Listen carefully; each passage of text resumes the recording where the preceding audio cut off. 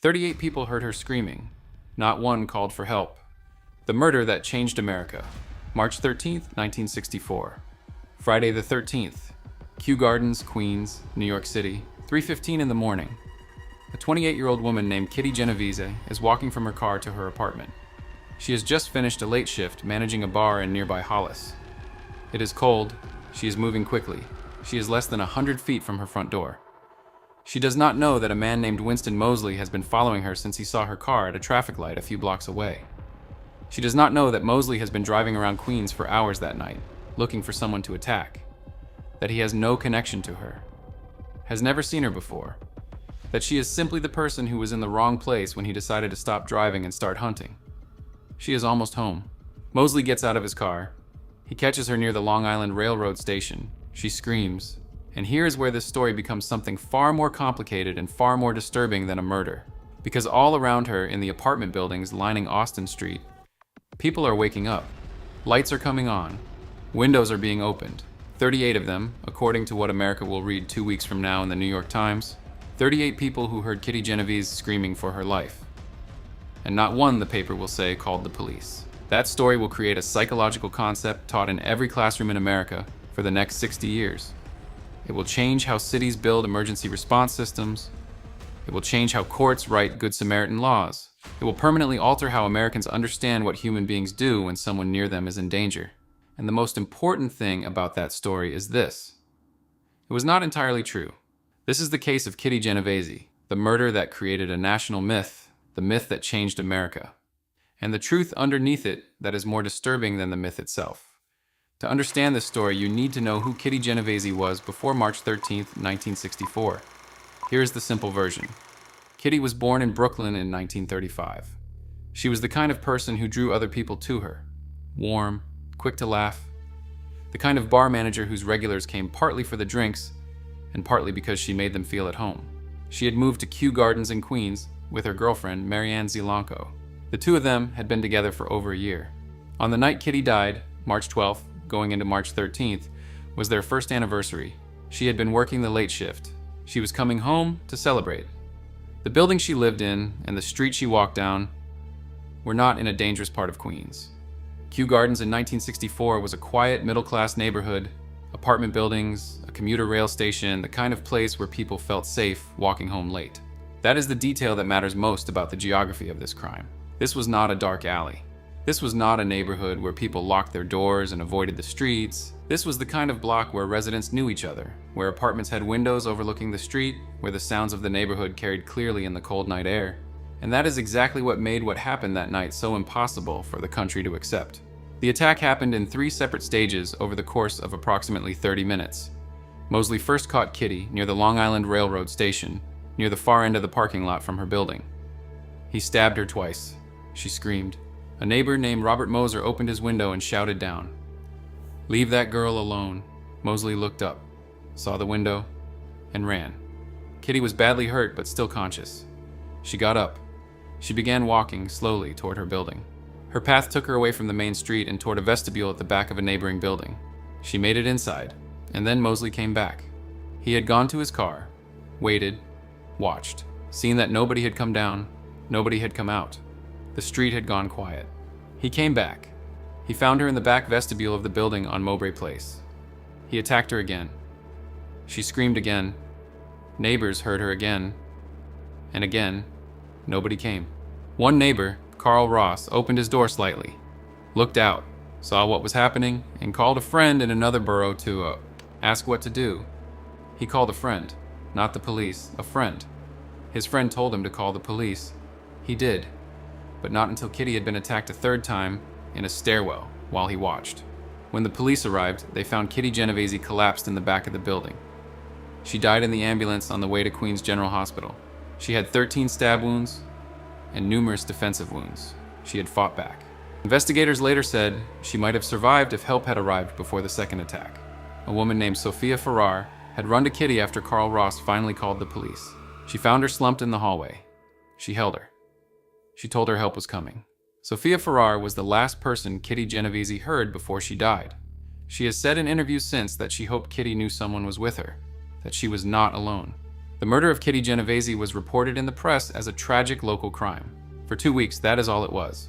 And then, on March 27, 1964, the New York Times ran a story that changed everything. The headline read, "37 who saw murder did not call police." The story described how 38 respectable, law-abiding citizens in Queens had watched a killer stalk and stab a woman in 3 separate attacks, and not one had called the police during the assault. Here's the simple version of how that story came to exist. Abe Rosenthal was the city editor of the New York Times. He had lunch with the New York City Police Commissioner shortly after the murder. The commissioner mentioned in passing that something like 38 people had been spoken to in connection with the case. Rosenthal heard the number and called reporter Martin Gansberg. Gansberg wrote the story. The number was never verified. The people who made up that figure were never individually confirmed to have witnessed the attack. The circumstances in which they might have witnessed it were never clarified.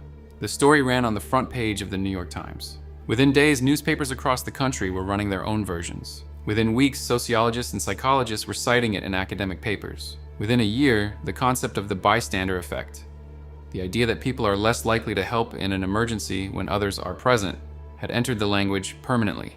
The case that created that concept, the case that launched 1,000 psychology experiments and changed emergency law across the United States, was built on a number that had never been properly checked. Here is what actually happened when investigators went back to look more carefully at the 38 witnesses. The buildings on Austin Street and in the surrounding blocks had windows facing toward the streets and spaces where the attacks occurred. People did hear something that night. Screaming, voices, sounds that broke the quiet of the early morning. But most of what they heard was ambiguous. They heard someone screaming, but screaming in the early hours in a city neighborhood could be many things. A domestic argument, someone who had too much to drink, a person playing a joke, a radio or television playing loudly. Some people heard the first scream and went back to sleep, believing the situation had resolved when the shouting stopped and the street went quiet. The ones who actually saw something clearly enough to understand what was happening were far fewer than 38. And crucially, at least one person who was there, Sophia Farrar, did go to help. She did not call the police. She ran downstairs and held a dying woman in her arms. Her story did not make it into the original New York Times account. Bill Genovese, Kitty's younger brother, spent decades trying to understand what actually happened that night. He made a documentary about his investigation called The Witness, released in 2016. His conclusion, after interviewing survivors and witnesses and reviewing the original documents, was that the 38 witnesses' story was far more complicated and far less damning than the original coverage suggested. He also concluded that this made him angrier, not less, because the real story was complicated in ways that were harder to use as a simple moral lesson. And the simple moral lesson, the one about 38 people who did nothing while a woman died, was simply too powerful for the press to resist, regardless of whether it was entirely accurate. Winston Moseley was arrested 6 days after the murder, not because of the Kitty Genovese investigation. 2 neighbors spotted him carrying a television set out of a house in a Queens neighborhood and reported it to police. He was stopped for an unrelated burglary. While in custody, he confessed, not just to Kitty Genovese. He confessed to the murder of a 15-year-old girl named Barbara Kralik, killed the previous year. He confessed to the murder of a woman named Annie Mae Johnson. He confessed to multiple rapes and numerous burglaries. He had no prior criminal record before the night he killed Kitty Genovese. He was married.